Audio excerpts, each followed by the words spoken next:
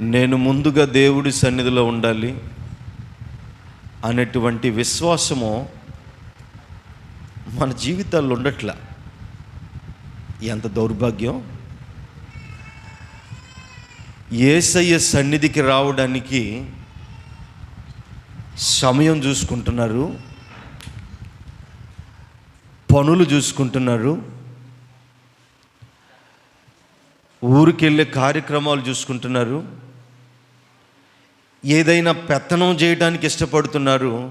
కానీ ఆయన సన్నిధికి నేను ముందుగా ఉండాలి, ఆశీర్వాదాలన్నీ నావే అవ్వాలి, నా కుటుంబానికే రావాలనేటువంటి కొద్దిగైనటువంటి జ్ఞానం మన జీవితాల్లో లేకుండా పోతుంది. ఏమి వింటున్నామో, ఏమి తీసుకొని పోతున్నామో అర్థం కాని పరిస్థితుల్లో ఉన్నాం. అసలు వాక్యం ఏమి వింటున్నాం, ఏమి వినట్లా. మీకు విషయం తెలుసా? నాడు ఆ దినాలలో, యేసు ప్రభు వారు దినాలలో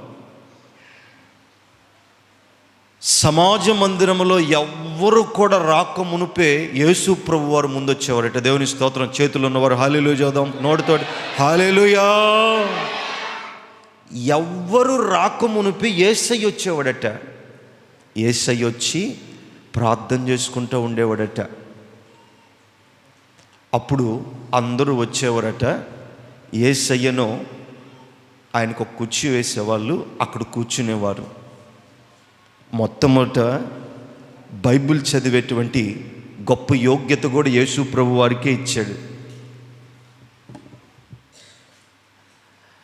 అంటే దేవాతి దేవుడే అందరికంటే సమాజ మందిరంలో దేవుని ఆలయంలోనికి ముందు వచ్చినప్పుడు నీవు నేనెంత చెప్పండి? దేవాతి దేవుడే వచ్చాడు మొదటిగా దేవుడి సన్నిధిలోనికి. నీవెంత, నేనెంత? ఇంకా ఆయన ఆశ్చర్యకార్యాలు చేస్తాడు, స్వస్థతలు చేసేవాడు, మహత్కార్యాలు చేసేవాడు, అనేకులను రక్షించేవాడు, కాపాడేవాడు. ఆయనే ముందు వస్తున్నాడు. మరి మనం ఎందుకు రాలేకపోతున్నాం? ఎందుకంటే పనుల్లో బిజీ అయిపోయాం.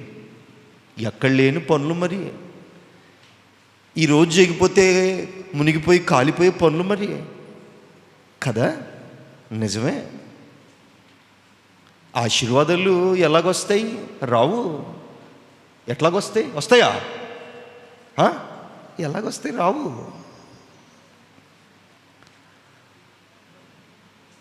మొన్న ఈ మధ్య ఒక సహోదరి చెప్పింది నాకు, వాళ్ళ ఆలయంలోనట దేవుడి సన్నిధిలోనికి రావాల్సినటువంటి సామాన్లు ఏదో సామాన్లు, చాలా సామాన్లు ట్రాక్టర్లకు వేసుకొని వచ్చారట. లారీకో ట్రాక్టర్కో ఆలయం ముందు పెట్టారట. మైకులో అనౌన్స్ చేశారట, చర్చిలోనికి వచ్చే సామాన్లు కొన్ని ఉన్నాయి, అవి కుర్చీలో ఏవో మొత్తానికి ఏయో ఆ సామాన్లన్నీ చర్చిలో పెట్టాలి. ఇక్కడ ఎవరు లేరు. ఎవరికైతే ఆశీర్వాదాలు కావాలో మొదటగా రండి అని చెప్పారట. మైకులో విన్న వాళ్ళందరూ, యవన పిల్లలందరూ వచ్చేసారట. చూడండి, ఎందుకు? నాకు కావాలి ఆశీర్వాదం. చర్చిలో పనిచేయటానికి నాకు కావాలి. అందరూ వచ్చేసారట. పురుషులు, యవన పిల్లలు పోటీగా చేస్తున్నారట. ఎందుకు? ఎవరు చెప్పారు? సావుకుడు చెప్పాడు. ఆ మాట కట్టుబడ్డారు, లోబడ్డారు. ఒక మాటలోనే అలా ఆయన చెప్పాడో లేదో, వెంటనే ఆ బయట ఉన్నటువంటి లారీ సామాన్లు లోపలికి వచ్చినాయట. చూడండి ఎలాగొస్తాయి ఆశీర్వాదాలు, ఎలాగొస్తాయి. ఆయన ఎంత కరుణా సంపన్నుడు, ఎంత ప్రేమ కలిగిన వాడు. కాకపోతే మీరు ఇంత బాగుంటారు కదా. ఆయన మీ మీద కానీ కోపం కానీ ఉంటే మీరు ఉండేవాళ్ళ. పక్కింటక్క కోపం ఉంటే ఎదురింటక్క నిలవగలిగిద్దా? నిలవలేదు. ఉంటారా? లేకపోతే గోల చేసే అన్న ఎదురింట్లో ఉంటే ముందున్న ఇల్లు నిలబడిద్దా? నిలబడుద్దా? నిలబడలేదు. మరి యేసయ్య కూడా అంత కోపాగ్ని మన మీద ఉంచితే మనం నిలబడగలుగుతామా? నిలబడలేము. ఆయన ఇంకా మన మీద కరుణ చూపించి, ప్రేమ చూపించి, వాత్సల్యం చూపిస్తుంటే మనమేమో ఆయన మీద రివర్స్ అయిపోతున్నాం. పొద్దుగూకులు ఇదే పనైనా, చర్చికి రావటమేనా, ముందొచ్చేదేనా, మాకు నచ్చినప్పుడు వస్తాం, పాటలు అయిపోయినాక వస్తాం, మాకు కలిగిన సమయంలో వస్తాం అని అంటున్నారు. వాస్తవమే. మరి మీరు అన్ని పనులు దేవుడు మీకు ఇచ్చాడు, అంత దీవెనలు ఇచ్చాడు, అంత కృపలు ఇచ్చాడు కాబట్టే మీరు రాలేకపోతున్నారు. బాధలు, శ్రమలు, కష్ట నష్టాలు మీకు ఇస్తే దేవుణ్ణి మొర్ర పెట్టడానికి మొదటి నీవే ఉండవా? చెప్పండి. కష్టాలు, శ్రమలు, ఇదిగో ఇంట్లో తినటానికి కూడా స్థితి బాగలేకపోతే ఏంది ప్రభు అని మొదటికి నీవే దేవుడి సన్నిధిలో ఉండేవాళ్ళు. మరి ఉండట్లేదంటే సంతోషంగా ఉన్నారు, మీరు తొలతోగుతున్నారు, అందుకే మీరు వెనకబడిపోతున్నారు. వాక్యంలో ఒక మాట రాయబడి ఉంటుంది, మీరు చదవండి. యెషయా గ్రంథము 59వ యెషయా గ్రంథం 57వ అధ్యాయం. యెషయా గ్రంథం 57వ అధ్యాయము 15 వాక్యం. మౌత్ పెట్టి చదవండి. 57వ అధ్యాయము 15 వాక్యం. మహాగణుడును మహోన్నతుడును పరిశుద్ధుడును నిత్య నివాసి అయిన వాడు సెలవిచ్చుచున్నాడు. ఎవరు సెలవిస్తున్నారట? మహాగణుడను మహోన్నతుడును పరిశుద్ధుడును నిత్య నివాసి అయిన ఆయన సెలవిస్తున్నాడు. ఏమని సెలవిస్తున్నాడు? చదవండి. నేను మహోన్నతమైన స్థలం, పరిశుద్ధ స్థలములలో నివసించువాడును, అయినను వినయము గలవారి ప్రాణమును ఉజ్జీవింప చేయుటకును, నలిగిన వారి ప్రాణమును ఉజ్జీవింప చేయుటకును, వినయము గలవారి యొద్దను దీన మనస్సు గలవారి యొద్దను నివసించుచున్నాను. ఎక్కడ నివసిస్తున్నాడట యేసు ప్రభు వారు? ఇప్పుడు చెప్పండి. మహాగణుడు, మహోన్నతుడు, పరిశుద్ధుడును, నిత్య నివాసి, అన్నీ ఆయనే. ఎవరు?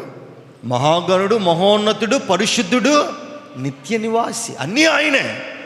అన్నీ ఆయనప్పుడు నేను మహోన్నతమైనటువంటి స్థలములలో, ఎక్కడ మహోన్నతమైనటువంటి స్థలం, ఉన్నతమైనటువంటి స్థలములేవి? ఆయన పరలోకమైనటువంటి స్థలములలో నివసించువాడును. ఆయన ఎక్కడున్నాడు? పరమందు ఉన్నాడు. పరమందు ఉండేది ఎవరు? దేవుడు మాత్రమే. ఆయన నమ్ముకున్నటువంటి వారు. నేను పరలోకములో ఉన్నటువంటి వాడును, అయినను నేను పరలోకములో ఉన్నను వినయము గల వారి ప్రాణమును ఉజ్జీవింపజేయుటకును, నలిగిన వారి ప్రాణమును ఉజ్జీవింపజేయుటకును. ఎలాగట? వినయము గల వారి ప్రాణమును ఉజ్జీవింపజేయుటకును, నలిగిన ప్రాణము కలిగినటువంటి వారిని కూడా. చూడండి,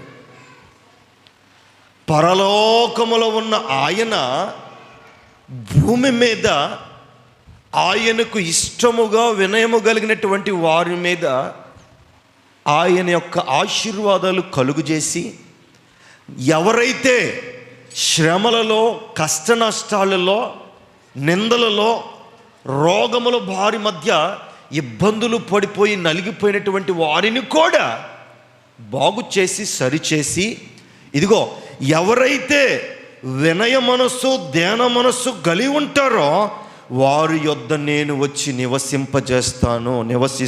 దేవుని స్తోత్రం, హల్లెలూయా. ఇది వాక్యం. ఆయన నివసిస్తాడట ఎవరి మధ్య? వినయము, దీన మనస్సు కలిగినటువంటి వారి మధ్య. ఇప్పుడు చెప్పండి, మీ మధ్య ఆయన నివసిస్తున్నాడా? చెప్పండి. మహాగణుడు, మహోన్నతుడు, పరిశుద్ధుడు, సర్వాధికారి, ప్రభువులకు ప్రభు అయిన పరలోకములో నుండి దిగి వచ్చి మన మధ్య నివసించాలని కోరుకుంటున్నాడు. మన మధ్య అంటే అందరి మధ్య కాదు, ఎవరైతే ఆయన దృష్టికి వినయ మనస్సు గలవారై దీన మనస్కులై ఉన్నటువంటి వారి మధ్య నివసించాలనుకుంటున్నాడు. ఎక్కడి నుంచి వచ్చి? పరలోకములో నుండి భూమి మీదకి దిగి వచ్చి. పరలోకము నుండి, మరి పరలోకము నుండి భూమి మీదకి దిగి వచ్చి అలాంటి వారితో ఉండాలని, సహవాసం చేయాలని ఆయన ఎందుకు కోరిక పడుతున్నాడు?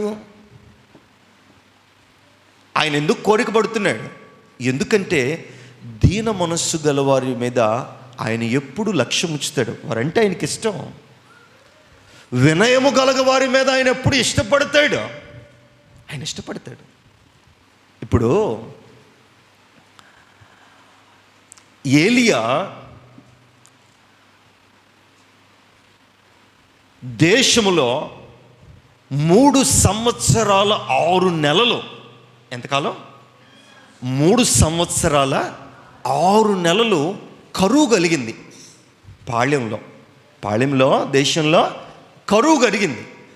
కరువు కలిగినప్పుడు మరి దేవుడు చెప్పాడు, నీవు ఆ కరువు ఉండకుండా నీ ఆకలిని తీర్చడానికి సారేపతు అను వెధవరాలి దగ్గరకు మాత్రమే నీవు వెళ్ళు అన్నాడు దేవుడు. చూడండి, ఆ కరువు కలిగినటువంటి దేశంలో చాలామంది వెధవరాళ్ళు ఉన్నారు, లేరా? ఉన్నారు. భర్తలు లేనటువంటి వారు చాలామంది ఉన్నారు. కానీ ప్రభువారు సారేపతు వెధవరాలు దగ్గరకు మాత్రమే నీవు వెళ్ళు అని ఏలియాను ఎందుకు పంపించాడు? వాక్యం వినాలి మీరు. ఎందుకు పంపించాడు? సారేపతు వెధవరాలు దేవుని దృష్టికి దీన మనస్కురాలయ్యింది. దేవునికి స్తోత్రము, ప్రభువుకు స్తోత్రాలు చెల్లిద్దాం. హల్లెలూయా. ఎలాగుంది? ప్రభు దృష్టికి దీన మనస్కురాలయ్యింది. అవునా? అందుకోసమే ఆమెను పంపాడు, ఆమె దగ్గరకు పంపాడు. ఇంకా చాలామంది ఉన్నారు వెధవరాళ్ళు, వారి మధ్యకు ఏలియాను పంపించలే. ఎందుకు? వారు నీకు పెట్టరయ్యా, నేను చెప్పినను వారు నీకు పెట్టరేమో. ఎందుకు?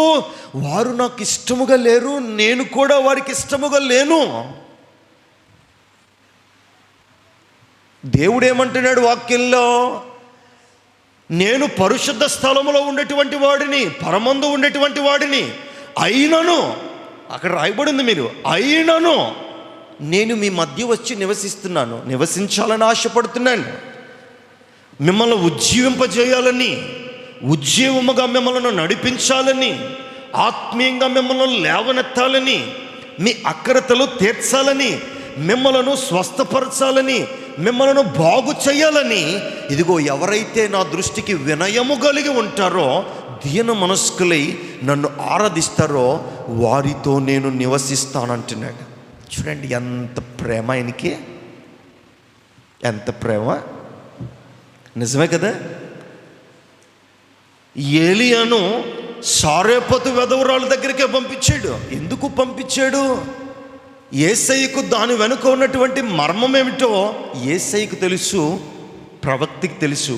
ఆమె దేవుని యందు వినయము కలిగి జీవించింది. భర్త లేకపోయినా, ఏ సహకారము లేకపోయినా, ఏ ఆదరణ లేకపోయినా, సహకరించేవారు లేకపోయినా దేవునికి నమ్మకంగా బ్రతకడానికి ఇష్టపడింది, దేవునికి ఇష్టముగా బ్రతకడానికి ఇష్టపడిందే కానీ ఎక్కడ కూడా లోక సంబంధంగా బ్రతకటానికి ఆమె ఇష్టపడలా. అందుకే అలాంటి ఆమె దగ్గరకు దేవుని సేవకుణ్ణి దేవుడు పంపించాడు. ఆమె దగ్గరికి మాత్రమే కాదు, ప్రవక్త అయినటువంటి ఎలీషా ఉన్నారు. ఎలీషా నయమానును మాత్రమే ఎందుకు స్వస్థపరిచాడు? దేశంలో ఇంకా కుష్ఠరోగులు లేరా? చెప్పండి, లేరా?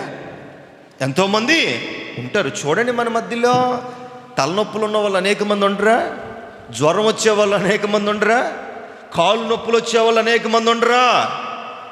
ఒక్కొక్క రోగం అందరూ చాలామంది కలిగి ఉంటారు.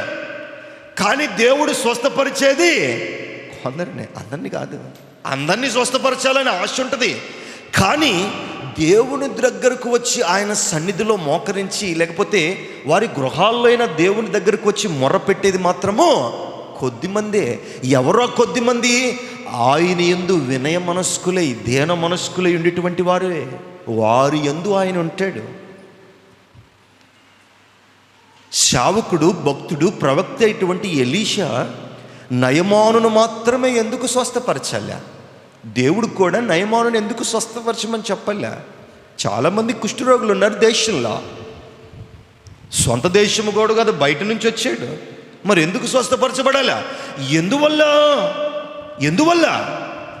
మొదటిగా నయమను కొద్ది కోపమైన తర్వాత దీన మనస్కుడై వినయము కలిగి మునిగాడు. మొదట మునగల కోపడ్డాడు. నేను మునిగేదేంటి, ఆయన ఎవరో చెబితే నేను అని అనుకోని ఉండొచ్చు. కానీ తరువాత చిన్నది చెప్పినప్పుడు వెళ్ళి మునిగాడా లేదా? మునిగిన వెనువెంటనే ఎన్ని మార్లు?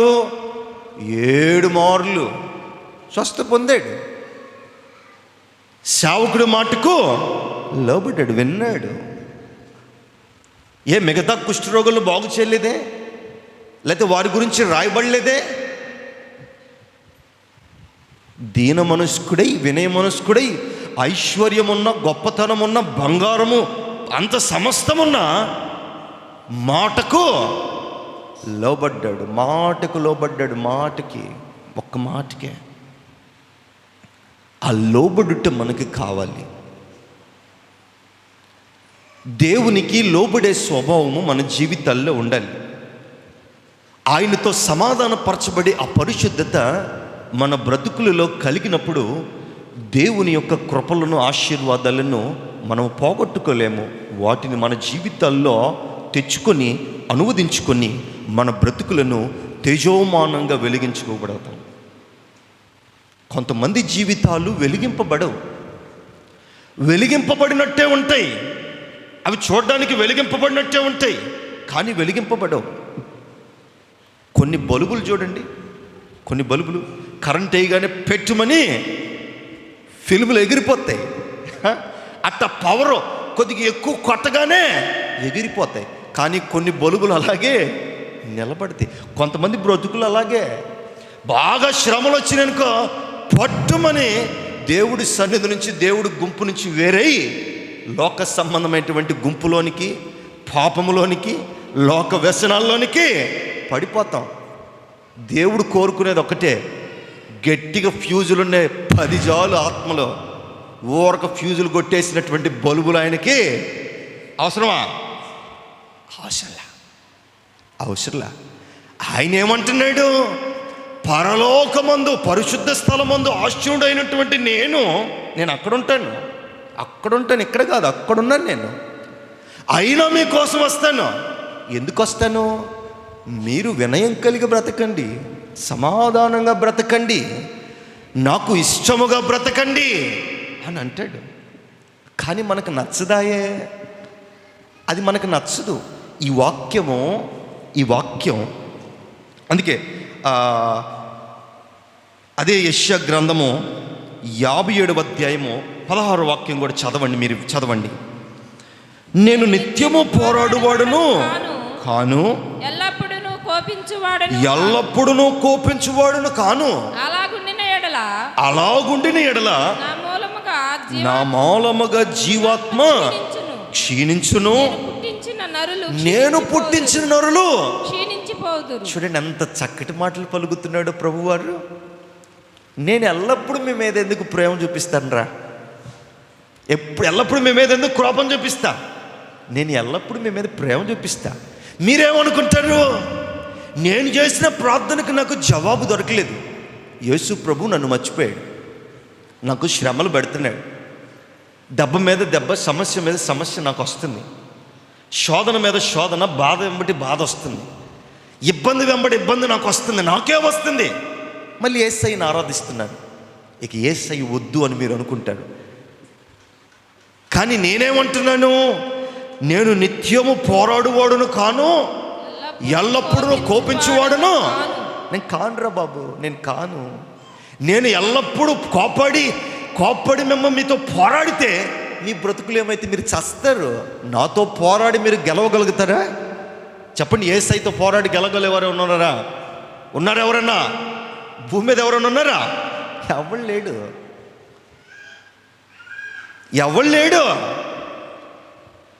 మీరు అనుకోవచ్చు భార్యలో భర్తతో పోట్లాడినట్టు దేవుడితో పోట్లు కుదరదు, అది అవ్వదది. లేదా భర్తలు అనుకోవచ్చు భార్యలతో పోరాడినట్టు దేవుడితో కూడా పోరాడొచ్చని, అవ్వదది. దేనికోసం మనం దేవునితో పోరాడాలి? మన సమస్యల్లో మనము జయించుకునేంత వరకు, మనకున్నటువంటి ఇబ్బందులు తీరేంత వరకు, మన కుటుంబంలో మన జీవితాల్లో జరిగినటువంటి ఆ స్థితిగతులు రూపు మాపేంత వరకు, తీర్చేంత వరకు దేవుని సన్నిధిలో ప్రార్థనతో పోరాడాలి. అది దేవుని బిడ్డకున్నటువంటి లక్షణం కూడా. కానీ మనం ఎలాగ పోరాడుతున్నాం? నువ్వేమెత్తున్నావు యేసయ్యా? నువ్వు ఎక్కియవులే, నేను మానుకుంటా.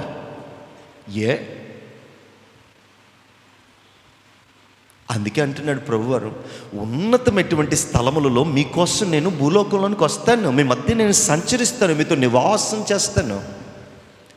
నేను ఎప్పుడు కోప్పడేవాడిని కాదు.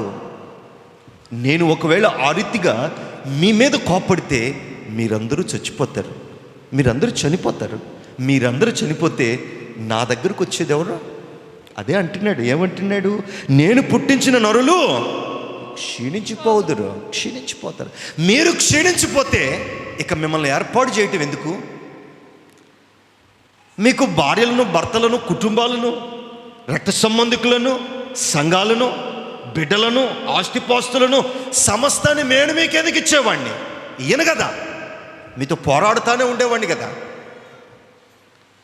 కానీ మీతో నేను పోరాడకుండా సమస్తాన్ని నేను మీకు ఇచ్చాను అని అంటే, నేను మీ మధ్యకు వచ్చి నివసించాలని, నేను మీ మధ్యకు వచ్చి సంచరించాలని. అయితే మీరు వినయ మనస్కులై ఉండండి. కోప్పడకండి.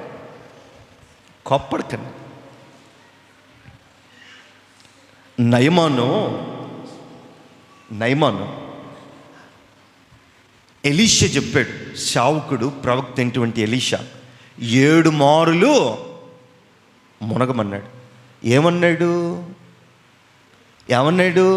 మొదటిసారి ఏమన్నాడు? ఆయన చెబితే నేను మునగాలా అన్నాడా లేదా? ఆయన చెబితే అది అందులో ఆ నీళ్లు భలే కంపు. ఇంకా శ్రేష్టమైనటువంటి నదులు ఉన్నాయి కదా, ఆ నదిలోనే మునగాల అన్నాడు. అక్కడే మునగాల, ఇక మిగతా చాలా ఉన్నాయి కదా, దాంట్లో చెప్పొచ్చు కదా. చిన్నది చెప్పింది. శావుకుడు ఎందుకో చెప్పాడు. దాని వెనుక ఏదో ఒక ఆంతర్యం ఉంది. ఎందుకో చెప్పాడు. దాని వెనుక ఎందుకో ఒకటి ఉంది. దాన్ని నువ్వు గమనించు, గ్రహించు. ఒకవేళ జరగలేదు అనుకో, మరల వచ్చి నువ్వు స్నానము చేసుకుంటే మరల యథావిధిగా ఉంటావు. ఒకవేళ జరిగింది అనుకో, అద్భుతమే జరిగింది అనుకో, నీ జీవితం మారిపోయినట్టేగా అని చెప్పిన మాటకి లోబడి వెనువెంటనే వెళ్ళి మునిగాడు. తన కుష్టి రోగము సంపూర్ణంగా పోగొట్టుకున్నాడు. చూడండి, మన జీవితాల్లో కూడా మొదటిగా అలాంటి ఆలోచన కలిగి ఉండొచ్చు. కానీ మరలా ఎవరో శావుకుడో, ఇంటి పక్క వాళ్ళో, భర్తో, భార్యో ఎవరో ఎందుకో చెప్పాడు, చెయ్యి, దాని వెనక ఏదో ఉండుంటుంది అని ఆ మాట నీవు విని ఆ దేవుని మాటలకు లోబడి నీవు చేసినట్లయితే, వినయంతో నువ్వు నడిచినట్లయితే, నీవు కూడా నయమాను వలె స్వస్థతను పొందుకుంటావు. అంతే. లేదా నీ జీవితాల్లో కార్యాలు పొందుకుంటావు. వినాలి.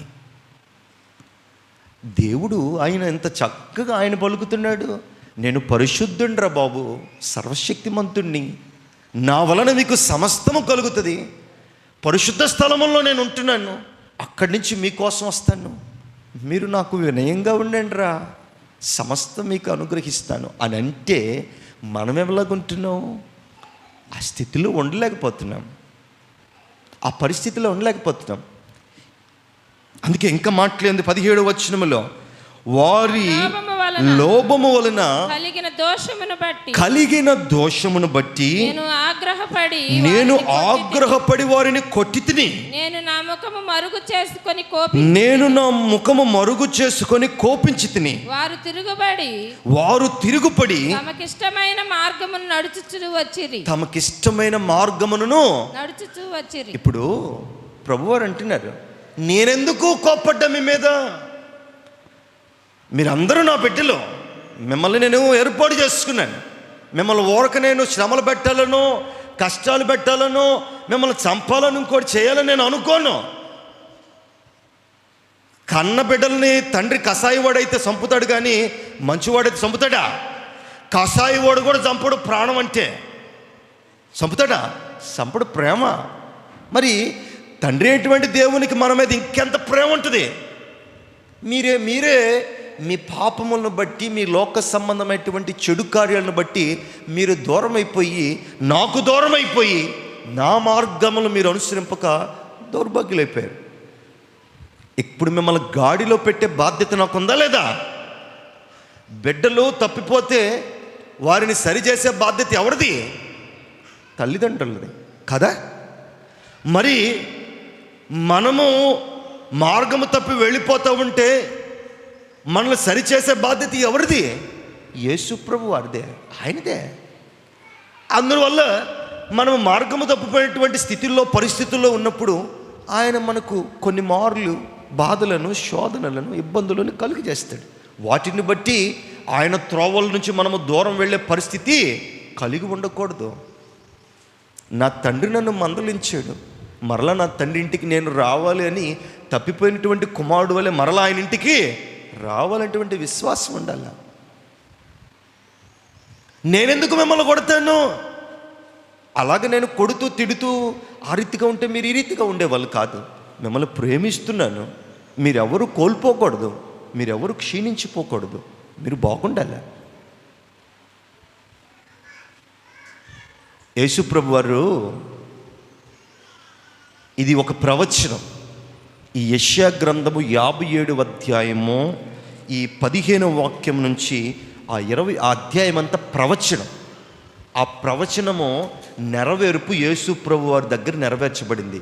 ఎలాగ నెరవేర్చబడిందంటే నేను చెబుతాను, మీరు వినండి. నేను చెప్పే వాక్యం మీరు ఎందుకు వింటారు? మీరు వినరుగా. మీరు ఆడుకుంటూ, పాడుకుంటూ, పక్కకు చూసుకుంటూ, పిల్లల్ని ఆడించుకుంటూ, ఎందుకు? బాగోదుగా. మీరు ఎందుకు వింటారు? వాక్యం కదా. మంచి కథ ఏదైనా చెప్పాను అనుకో, ఎట్టింటారు? ఆసక్తిగా వింటారు. కథ అయితే కదా. వాక్యం అంత ఆసక్తి. వాక్యం ఎందుకు ఉంటుంది? వాక్యం అంటేనే నిద్ర. మరి ప్రభు అంత లాలను అంత ప్రేమిస్తున్నాడు కాబట్టి మీకు నిద్ర. యేసు ప్రభు వారు తన సొంత ఊరు, పెరిగిన ఊరు నజరేతులోనికి వచ్చాడు. ఎక్కడికి? నజరేతులోనికి వచ్చాడు. నజరేతులోనికి వస్తే యేసు ప్రభు వారు దేవుని ఆలయంలోనికి వెళ్ళటం అలవాటు. పరిశుద్ధ దినాన వెళ్ళిపోతాడు. యేసు ప్రభు వారు యథారీతిగా తన సొంతూరైనటువంటి తన పెరిగిన నజరేతునకు వచ్చినప్పుడు యథావిధిగా ఆలయంలోనికి వెళ్ళిపోయాడు. సమాజ మందిరంలోనికి వెళ్ళిపోయినప్పుడు ఆయన నిల్చున్నాడు. అందరూ కూర్చున్నారు, చాలామంది కూర్చున్నారు. యేసు ప్రభు వారి దగ్గర స్వస్థత పొందిన వాళ్ళు కూడా కూర్చున్నారు, చాలామంది కూర్చున్నారు. కూర్చుంటే అక్కడ ఉన్నటువంటి ఒక సేవకుడు ఒక గ్రంథాన్ని ఇచ్చాడు. ఒక గ్రంథాన్ని యేసు ప్రభు వారు ఆ గ్రంథం చుట్టూ ఉన్నటువంటి తాడును తీసి ఆ తాడును విప్పి చదువుతున్నాడు. ఏమని చదువుతున్నాడో మీకు చదివి వినిపిస్తాను. తీయండి. లూకా సువార్త 4వ అధ్యాయము 17వ వాక్యం. లూకా సువార్త ప్రవచన నెరవేర్పిది. 4వ అధ్యాయము 17వ వాక్యం. ప్రవక్త అయిన ప్రవక్త అయిన యెషయా గ్రంథము యెషయా గ్రంథము ఆయన చేతికి ఇయ్యబడెను. ఆయన చేతికి ఇయ్యబడిను. ఆయన గ్రంథము విప్పగా ఆయన గ్రంథము విప్పగా ప్రభు ఆత్మ నా మీద ఉన్నది. ప్రభు ఆత్మ నా మీద ఉన్నది. బీదలకు సువార్త ప్రకటించుటకై బీదలకు సువార్త ప్రకటించుటకై ఆయన నన్ను అభిషేకించెను. చెరలోనున్న వారికి విడుదలను, గుడ్డివారికి చూపును కలుగునని ప్రకటించుటకును, నలిగిన వారిని విడిపించుటకును, ప్రభు హితవత్సరము ప్రకటించుటకును ఆయన నన్ను పంపి ఉన్నాడు. చూడండి, చాలా ఇది ప్రవచన నెరవేర్పు. యెషయా భక్తుడు ప్రవచించిన ప్రవచనము, ఈ యెషయా గ్రంథము 57వ అధ్యాయము ఆ నెరవేర్పు. ఇదిగో లూకా సువార్త యేసు ప్రభు వారి మధ్య ఇదిగో నజరేతు అను ఆయన సొంత ఊరిలో ప్రవచనము నెరవేరింది. సొంత ఊరిలో నెరవేరింది. ఏమని ప్రవచనము? ఇదే, వినయము గలవారిని, దీన మనస్సు గలవారిని, వారి మధ్య నేను నివసిస్తాను. ఇదిగో ఆ 18వ వచనం, నేను వారి ప్రవర్తన చూచి తిని వారిని స్వస్థపరచుదును, వారిని నడిపింతును, వారిలో దుఃఖించు వారిని. ఇదంతా ప్రవచన నెరవేర్పు. యేసు ప్రభు వారు ప్రవచనాన్ని నెరవేరుస్తున్నాడు,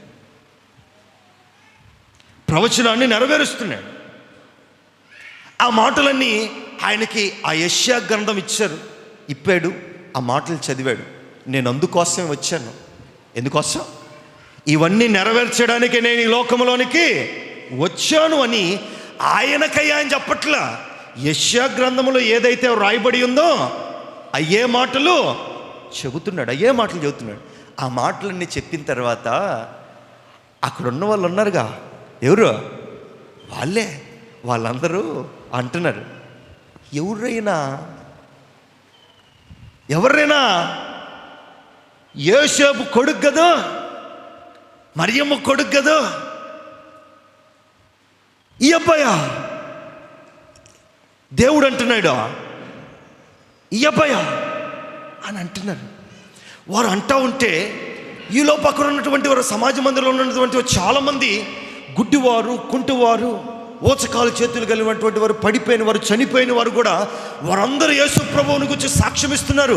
నీవే నిజమైన దేవుడు, స్తోత్రము, హల్లెలూయా, నీవే నిజమైనది సాక్ష్యం ఇస్తున్నారు. వారు సాక్ష్యం ఇచ్చే కొద్దీ వీరు ఇంకా గోల పెడుతున్నారు. నీవా వడ్రంగి పని చేసుకునేది నువ్వే కదా, చిన్నప్పుడు మా మధ్యకి చెక్కలు తెచ్చింది నువ్వే కదా, పీటలు తెచ్చింది నువ్వే కదా, నీవు దేవుడువా అని అంటున్నారు.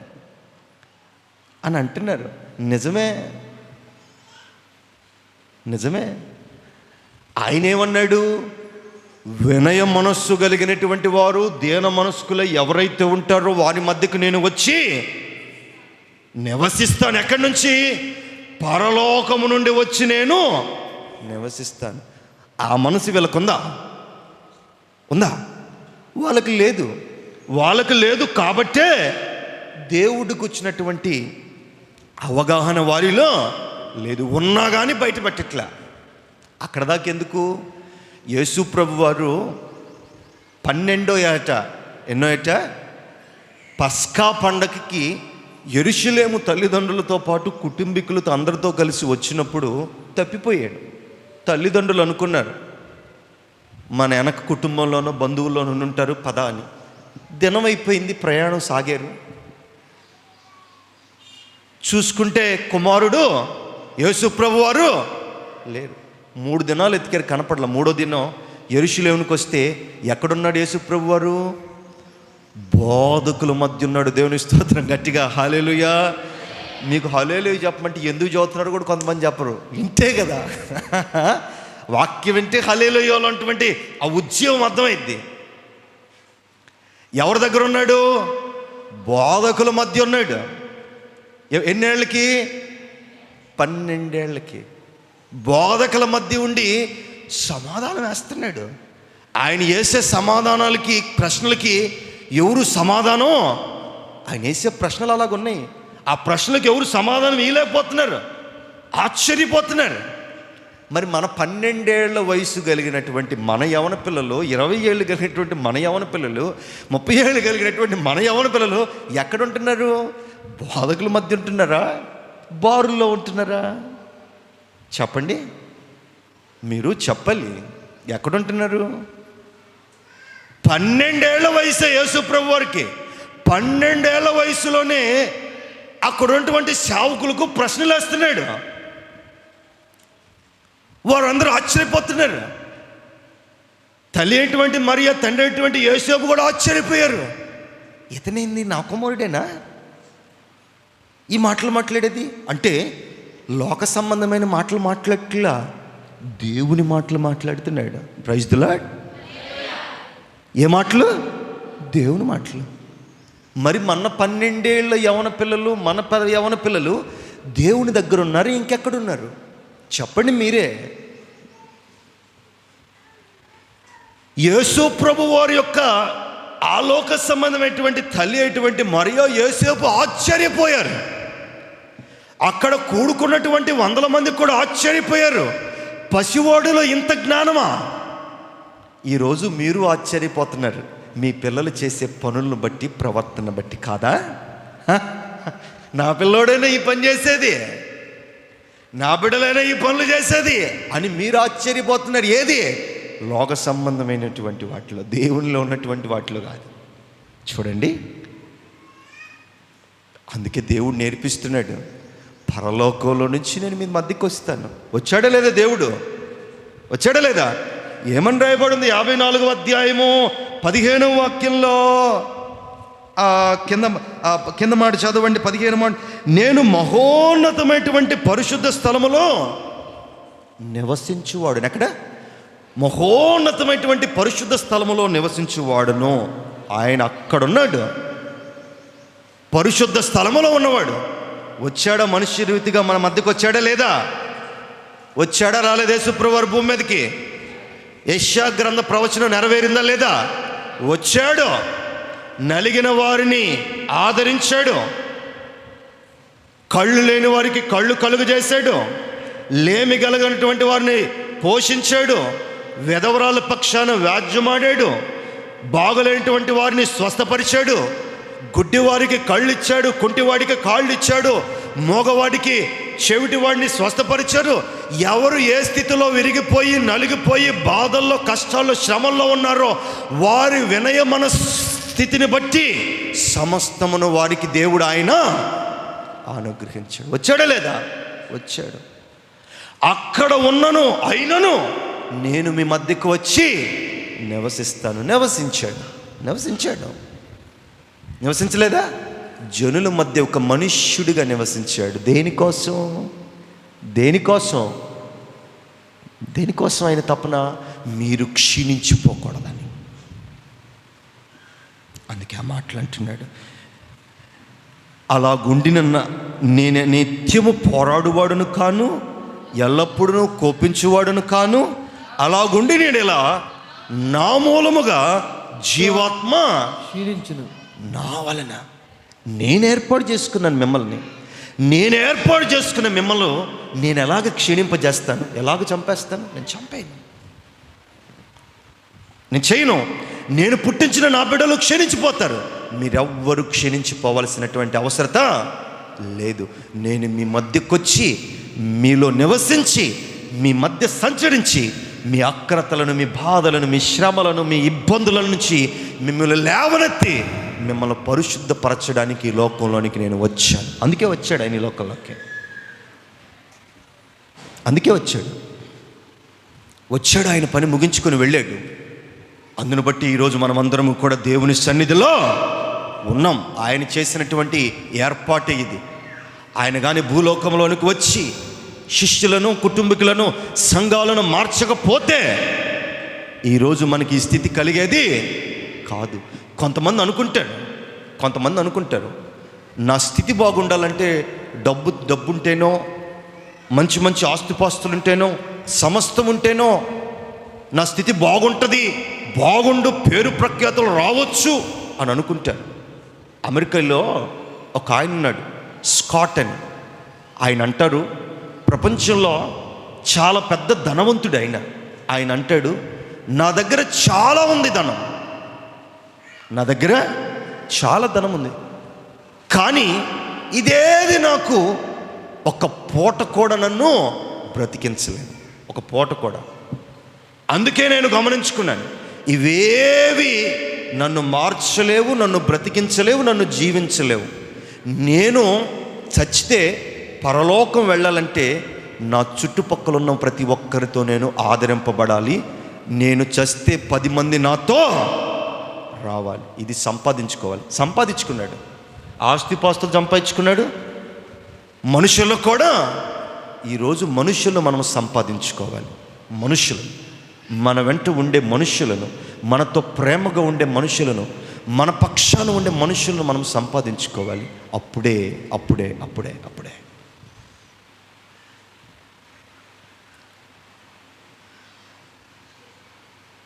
శిష్యులు సముద్రంలో వలలు వేశారు, కానీ ఒక్క చేపను వారికి పడల. ఎందుకు పడలేదు? ఎందుకు పడలేదు? వారు గురి చూసి వేయాల. అంటే మీరు అనొచ్చు, ఏమండి వారు మునుపు నుంచే జాలరులు, చేపలు ఏ ప్రాంతంలో పడతాయో ఎక్కడ పడతాయో వారు వృత్తే జాలరుల వృత్తి, వారికి తెలియదా? మరి గురి చూసి వేయలేదు అని అంటున్నారు మీరు అని మీరు అడగొచ్చు, ఒక ప్రశ్న వేయొచ్చు. అయితే నేనంటాను, వారు ఎప్పుడు కూడా లోక సంబంధమైనటువంటి గురి చూచారు, కానీ ఆత్మ సంబంధమైనటువంటి పర సంబంధమైనటువంటి గురిని వారు చూడలా. యేసు ప్రభు వారు ఎప్పుడైతే చెప్పారో, ఎప్పుడైతే ఈ ప్రాంతంలో వెయ్యమన్నారో, వారు అనుకోని ఉంటారు మనసులో, ఈ ప్రాంతంలో వేసాను ప్రభువా, పళ్ళ నాకు తెలీదా? మనసులో ఎవరికైనా అనిపిస్తుందా లేదా? నయమానుకు అనిపించలేదా? ఆయన చెబితే నేను మునగాల అని అనుకుని ఉన్నాడు, అన్నాడా లేదా? శిష్యులకు కూడా అనిపించవచ్చు, నాకు తెలిసిన వృత్తి ఈయన నాకు కొత్తగా చెబుతున్నాడు, ఇక్కడ ఏమని, ఇక్కడ వేస్తే లేవు చేపలు, పడలేదు, ప్రయాసపడ్డాం రాత్రంతా, పడలా, మళ్ళీ ఇప్పుడు వేస్తే దొరుకుతాయి అంటాడు అని అనుకొని ఉంటారు. ఆయనను కూడా విందాం, యేసయ్య మాట విందాం. వేశారు. వారి జీవితంలో చూడనటువంటి ఆశీర్వాదం వారు చూచారు. వారు పుట్టినది మొదలుకొని, లేదా వారు ఆ వృత్తి ప్రారంభించినది మొదలుకొని, అలాంటి చేపలు, అలాంటి ఆశీర్వాదం ఎన్నడూ వారు ఎప్పుడు ఎప్పుడు ఎప్పుడు ఎప్పుడు చూశారు ఆశీర్వాదం?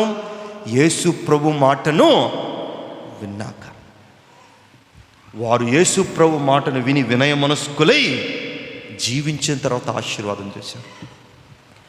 ఇదిగో దేవుడు అంటున్నారు ఈరోజు నీతో నాతో ఒకటే మాట, ఆయన మాటను మీరు అంగీకరించి పరలోకపు తండ్రి మనతో, మన మధ్యలో మనతో సహవాసం చేసే ఆ అనుభవము మనకి కూడా కావాలి అని అంటే మనము వినయ మనస్కులై, దీన మనస్కులై ఆయన దృష్టికి నమ్మకంగా మనం జీవించాలి. అప్పుడే ఆయన మనల్ని ఉజ్జీవింపజేసి, ఉజ్జీవకరమైనటువంటి వాక్యముతో మనల్ని ఆదరించి, సమృద్ధి కలిగినటువంటి ఆహారమును ఆ వాక్యము ద్వారా మనకు పెట్టి పోషించి, మన ఆకరతలను, మన పరిస్థితులను, మన స్థితిగతులు అన్నిటిలో నుంచి లేవనెత్తి, ఇదిగో నీవు క్షీణించిపోకుండా, ఇదిగో నువ్వు పాడైపోకుండా, ఇదిగో లోక సంబంధంగా నువ్వు పడిపోకుండా నిన్ను లేవనెత్తి ఆ పరిశుద్ధ స్థలములోనూ నిన్ను కూడా ఆయన నిలబెట్టునుగాక. దేవుని స్తోత్రము, హల్లెలూయా.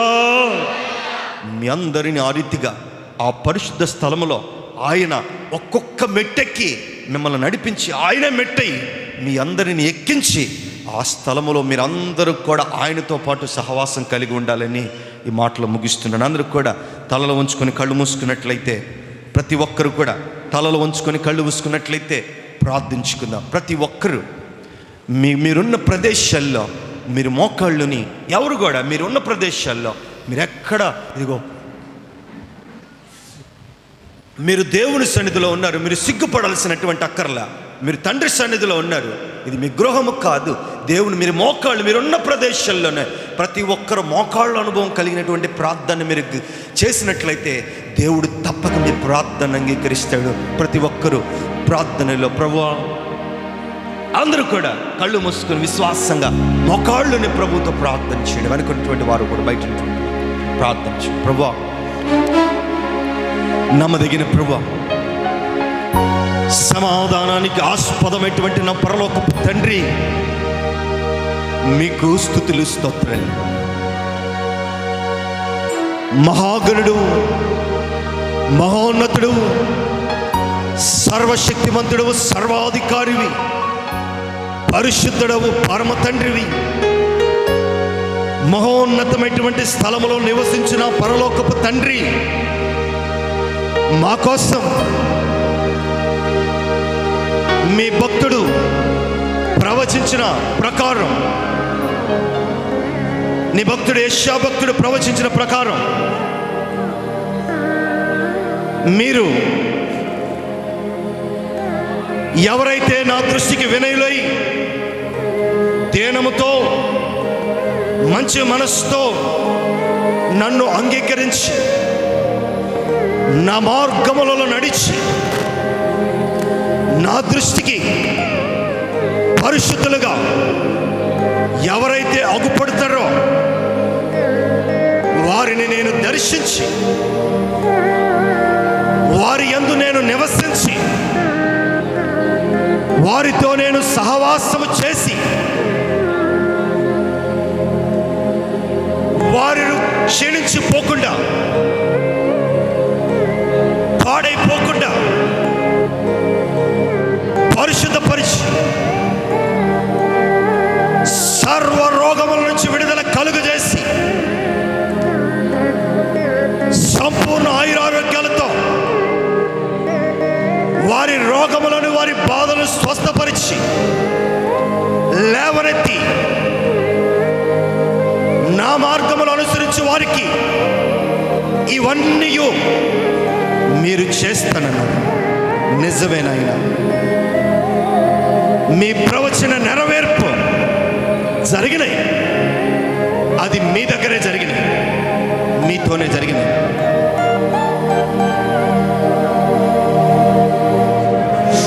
మీరు చెప్పిన రీతిగా మా కోసం పరలోకములను దిగి వచ్చి మనుష్య కుమారుడిగా మా మధ్య సంచరించి మాతో జీవించి మాలో బ్రతికి మాతో ఉండి మా మధ్యలో నివసించి మేము తినేదే మీరు తిని మాలాగే మీరు బ్రతికి మా మధ్యలో ఉన్నటువంటి మా పూర్వీకులైనటువంటి అనేకులు స్వస్థపరిచి నీ లేఖనాన్ని నెరవేర్చి మీ పాద సన్నిధిగా, మీ పాద పీఠముగా ఈ లోకాన్ని కలుగు చేసిన నా పరలోకపు తండ్రి, మీకు స్తుతులు స్తోత్రాలు. ప్రభువా, మీరు మా ఎడల చూపిన ఈ ప్రేమ వర్ణించలేనిది, విలువ కట్టలేనిది. మీ మాటలకు విలువ కట్టలేము. మీరు మా బిడ్డల ఎడల, కుటుంబాల ఎడల ఎన్నో మహత్కార్యాలు, ఆశ్చర్య కార్యాలు జరిగించారు. వాటికి ఏమిచ్చినా మీ రుణము మేము తీర్చలేదు. నిజమేనాయన, సజీవుడైనటువంటి ప్రభువా, మరణపు ముళ్ళను విడిచిన పరలోకపు తండ్రి, మీకు శతకోటి స్తోత్రములు. మీ దయతో, మీరు వేసిన ఈ భిక్షతో, మీరు చూపించిన ఈ ప్రేమతో మేము బ్రతుకుతున్నాం. నేను నిత్యము కోపపడువాడును కాను. నేను కోపపడితే మీరు క్షీణించిపోతారు. నా ప్రియ బిడ్డలారా, మీ మీద నేను కోపపడు, మిమ్మల్ని సరిచేయాలని మిమ్మల్ని గద్దిస్తున్నాను. మిమ్మల్ని సరైనటువంటి మార్గంలో నడిపించాలని మీకు ఒక చిన్న చిన్న కష్టాలు, శ్రమలు, ఇబ్బందులు మీ కుటుంబాలు కలుగు చేస్తున్నాను. అంత మాత్రమే కాక మరొకటి ఏమీ చేయట్లేదు. ఎందుకంటే మీరు నా సొత్తు, నా సొత్తు మీరు. నిజమే, అందుకే మనల్ని కాపాడుతున్నారు. ఈ స్థితిలోనికి మనలను తీసుకుని వచ్చారు. ప్రభువా, నమ్మకమైన తండ్రి, పరలోకపు రాజా, ఇదిగో నాడు మా పూర్వీకులకు అనేకులకు అనేక కార్యాలు, స్వస్థతలు, అద్భుతాలు, మహత్కార్యాలు మీరు జరిగించారు. అయితే నీ దీనదాసుడిగా ఈ దినాన మీ పాదముల దగ్గరికి వచ్చి మీకు విన్నవించుకున్నటువంటి విన్నపము ఒకటే. ఏమిటి అంటే, నా సంఘ అన్ని బిడ్డలను, కుటుంబాలను పేరు పేరున మీరు దర్శించి మీ ఆవరణతో నింపి, మీ పూర్ణ బలము, పూర్ణ శక్తితో నింపి, మీ పరిశుద్ధాత్మతో సంఘమంతా కూడా ఆవరింపజేసి, మీలో వినయ మనస్కులై, దీన మనస్కులై బ్రతికి మా బిడ్డలతో కూడా మీరు సంచరించి సహవాసం చేసి మీ నిత్య ప్రేమకు పాత్రలు అవ్వడానికి, మీ పరలోకపు దీవెనలకు అర్హులవ్వడానికి, మీ పరలోక పౌరసత్వానికి అర్హులవ్వడానికి నా బిడ్డలను, నా సంఘాన్ని మీరు ఆయుధపరచమని ప్రార్థన చేస్తున్నాను. నా ప్రార్థన మీకు అంగీకారమైతే నా మనవులను మీరు ఆలకించి విరిగిన మనసులను సరిచేసి, నలిగిన హృదయమును వారిని కట్టి, రోగములో పడినటువంటి వారిని సరిచేసి స్వస్థతను కలుగజేసి, ఇబ్బందుల సమస్యల వల్ల కన్నీరు మున్నీరు కారుస్తున్నటువంటి వారి కన్నీరును తీర్చి, ఆర్థికంగా కుంగిపోయినటువంటి వారిని సమృద్ధితో ఎదగజేసి, సమస్యలతో, బాధలతో కొట్టుమిట్టులాడుతున్నటువంటి కుటుంబాలను ఆదరించి, హక్కును చేర్చి మీరు దీవించమని ప్రార్థన చేస్తున్నాను ప్రభువా. అంత మాత్రమే కాక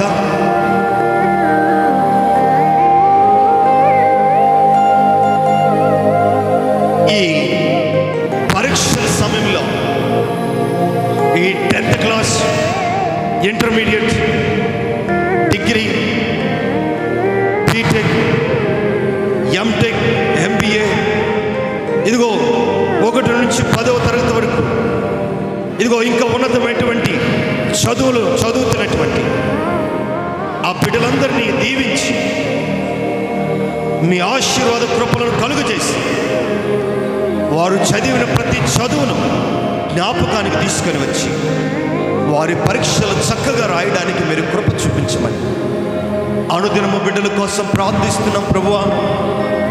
మంచి ఉత్తీర్ణత కలుగజేసి జ్ఞానాన్ని, వివేచన, తెలివిని అనుగ్రహించి ఉన్నతమైనటువంటి తరగతుల వైపు, ఉన్నతమైనటువంటి స్థితుల వైపు నీ బిడ్డలను ఎక్కించమని, వారిని దీవించమని, ఆశీర్వదించమని, మంచి ఉత్తీర్ణత కలుగజేయమని ప్రార్థన చేస్తూ, ఉద్యోగాలు లేనిటువంటి వారికి ఉద్యోగాలు కలుగు చేయండి. ప్రయాసపడుతున్నారు నాయన.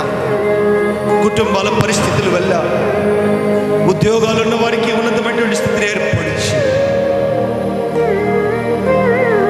కూలి పనులు చేసుకుంటున్నటువంటి వారు, మెకానిక్ పనులు చేసుకుంటున్నటువంటి వారిని, వాహనాలు, ఆటోలు నడుపు, లారీలను నడుపుకునేటువంటి వారు, వారిని దీవించి వారి కష్టానికి కలిగినటువంటి ప్రతిఫలాన్ని అనుగ్రహించి, పాడి పంటలను, రెక్కల కష్టం మీద కూలి పనులు చేసుకొని పంట పొలాలకు వెళ్ళే ప్రతి బిడ్డలను శక్తిని, బలమును అనుగ్రహించి ఆర్థికంగా వారిని స్థిరపరిచి, బలపరిచి, సమృద్ధితో నింపమని,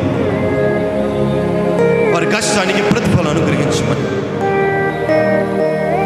మమ్మల్ని పాలించి మా రాష్ట్రాన్ని, ముఖ్యమంత్రులను, ప్రధానమంత్రులను, ఎమ్మెల్యేలు సమస్తమైనటువంటి నాయకులందరినీ మీరు దీవించి ఆశీర్వదించి నీ కృపతో నింపి ఆయురారోగ్యాలు దయచేయండి, మంచి పాలన అనుగ్రహించి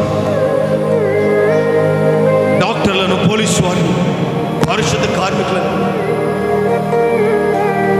ప్రతి ఒక్కరిని కూడా మీరు దీవించి నర్సులను ఆశీర్వదించండి, వారి కష్టాన్ని ప్రతిఫలం దయచి ఇదిగో మమ్మల్ని కాపాడుతూ బార్డర్లో పనిచేస్తున్న కుటుంబాలు సైతం వదిలివేసినటువంటి అక్కడ కష్టము శ్రమతో పడుతున్నటువంటి ఆర్మీ వాళ్ళని వారిని కూడా కాచి కాపాడి వారి కుటుంబాలను సంరక్షించమని ఈ మధ్యాహ్న వేళ నీ ఆరాధనలో పాల్గొన్న నీ ప్రియబిడ్డలందరినీ కూడా మీరు దీవించి ఆశీర్వదించు. రాలేకపోయిన బిడ్డలకు కుటుంబానికి మరొక తను మీరు అనుగ్రహించమని ఈ ప్రార్థనలు మీ వాక్యం ద్వారా ఎంతమంది అయితే ఆదరింపబడ్డారో వారిని దీవించమని, ఎంతమంది అయితే వారి సమస్యలు మీకు విన్నవించారో వారి అక్రతలు, వారి పరిస్థితులు తీర్చమని, వారి ప్రార్థనకు మీరు సమాధానం దయచేయండి. ఈ ఆదివారపు పరిశుద్ధ దినాన ఈ మధ్యాహ్న దీవెనను నా బిడ్డల మీద మీరు కుమ్మరించండి, మా ప్రార్థనకు జవాబు అనుగ్రహించండి. మా ప్రభువును రక్షకుడైన యేసుక్రీస్తు పరిశుద్ధ నామమున అడిగి వేడుకుంటున్నాము నా పరలోకపు తండ్రి. ఆమేన్, ఆమేన్.